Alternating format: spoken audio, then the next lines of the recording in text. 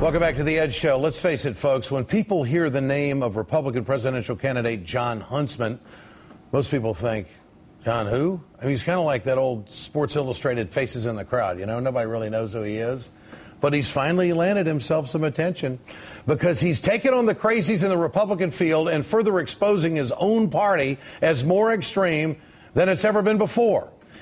His easiest target may be Congresswoman Michelle Bachmann because of her ridiculous comments about bringing down gas prices to under $2 if she becomes president. I just don't know what world that comment would come from. You know, we live in the real world. It's grounded in reality. And gas prices just aren't going to rebound like that. Huntsman was asked about Governor Rick Perry's comments on evolution and global warming. The minute that the Republican Party becomes the anti-science party, we have a huge problem. And when he was asked if Perry was unelectable, Huntsman said this. I think when you find yourself at an extreme end of the Republican Party, you make yourself unelectable. And what I really liked is Huntsman didn't let other Republican contenders off the hook either. Well, I wouldn't necessarily trust any of my opponents right now who are on a recent debate stage with me when every single one of them would have allowed this country to default. It's important to remember these criticisms are coming not from a liberal Democrat, but from a man who describes himself as a center-right candidate. This is a center-right country. I am a center-right candidate. Right now, we've got people on the fringes. Well, I disagree on that point. This is not a center-right country. They love to say that because of this goofy map they put up there. But you think people in America care about health care? It's a center-left country with an extreme right wing on the other side. Let's bring in Huffington Post contributor Jim Moore, and is the author of the forthcoming book, Adios, Mofo. Why Rick Perry Will Make America Miss George W. Bush. That's the book coming out. I can't wait to read it. Is Mr. Moore, is Jon Huntsman spot on or just desperate to get some attention or both? What do you think? I think he's spot on, Ed, and in fact, he's doing the Republican Party a very big favor because basically what he's doing is trying to see if there's any sane and sober people left in the nominating process of the Republican Party.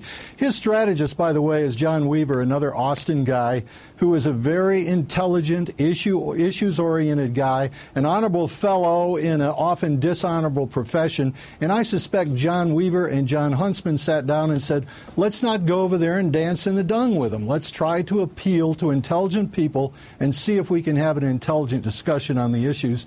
And Huntsman is calling their bluff. You think this is going to work? I mean, Huntsman has really hardly showed up to the game so far. I mean, could this be a game changer for him? I think this is his only chance because he doesn't have a chance trying to out-Perry Rick Perry.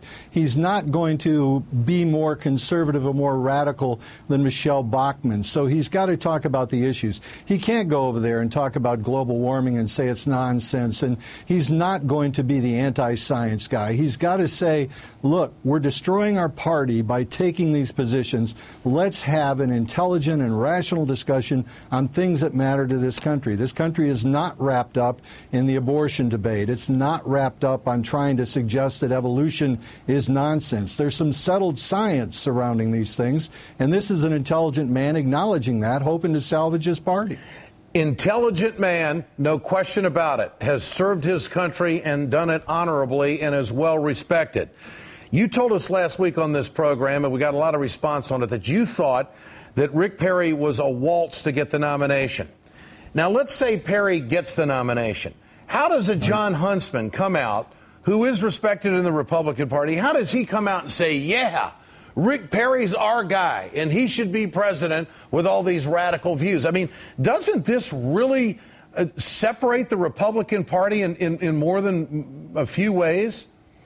I think you're completely correct in that this is going to split them down the middle, and I really don't see Jon Huntsman holding his nose and saying, yee-haw, Rick Perry, we're all the way to the White House. Jon Huntsman really can't do that kind of thing. So if Rick Perry is, and I still believe that he's going to waltz to the nomination, when he becomes the nominee, he is going to have a very difficult time going back and getting the people in his party who appealed to Jon Huntsman and to whom Jon Huntsman appealed. So the fix-up that comes after that is going to be really complicated when you've gone way out to the right-hand edge of the cracker and said the things that Rick Perry has said. I just don't see Jon Huntsman at any point in the future, Ed, coming back and saying, boy, am I excited about Rick Perry. I think Mr. Huntsman walks away very quietly and gets on with his life. And I would speculate to say that maybe Bruce Bartlett does the same thing. Maybe Karl Rove does the same thing. What do you make of it?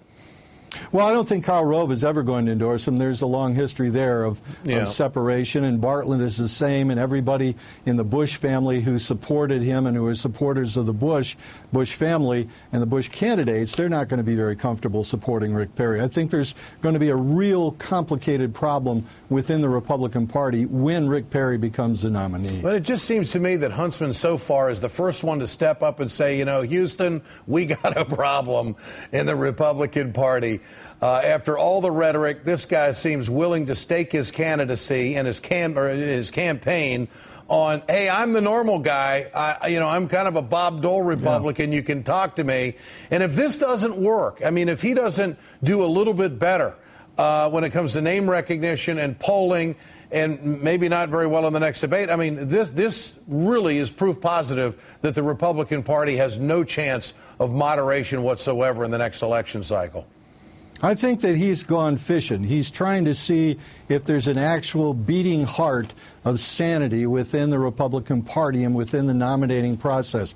But right now, the people that control the Republican Party are not listening to Jon Huntsman. People on the left, even people in the center, moderate Democrats are looking at Jon Huntsman and sitting now and saying, hey, you know, I might cross over and vote for him. But the people on the right who love Rick Perry and who love the things that Michelle Bachmann is saying, they aren't going to go there. And the problem is going to be a very difficult one for the Republican Party to unite after this process. This primary is going to beat the heck out of the Republicans in a way that Obama might not even be able to beat them up. Jim Moore, great to have you with us tonight. Thanks so much. Looking forward to the book. Mitt Romney thinks a $12 million home is inadequate. Donald Trump wants to steal Libya's oil. They're both nuts, in my opinion, but only one of them gets the honor of being in the zone tonight. Stay with us.